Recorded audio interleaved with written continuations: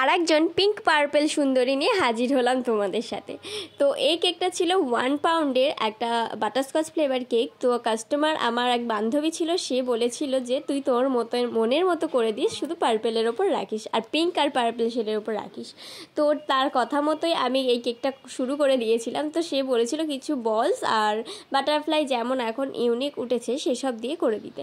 বললাম ঠিক আছে, তুই তোর চিন্তা করিস না, আমি তোর মনের মতো করে দেবো। তো আমি দেখো কিছু ফক্স বল বসিয়ে দিয়েছি, আমি চকলেটের লিফটটা করে নিয়েছি। একে একে সব কিন্তু বোঝাতে আমার এত অসুবিধা হচ্ছিল, কোথায় কোনটা দেবো সেট করতে খুব অসুবিধা হচ্ছিল। তারপর দেখো একটা আর্টিফিশিয়াল ফ্লাওয়ার আমি বসিয়ে নিয়েছি, আর তোমরা দেখতেই পেলে বলটাকে আমি কিন্তু বারবার এদিক ওদিক করছি।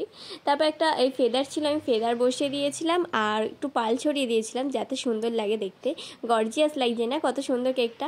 তারপর দেখো আবার একটা বাটারফ্লাই দিয়ে ডিজাইন করে নিলাম, একটা ট্যাগ দিয়ে দিলাম, দেখতে আরও গর্জিয়াস লাগছে, কত সুন্দর দেখতে লাগছে। তো লাস্টে না আমি আর একটা ছোটো বাটারফ্লাই দিয়ে দিয়েছি, এটা তোমরা এই ফটোতেই দেখতে পাচ্ছ।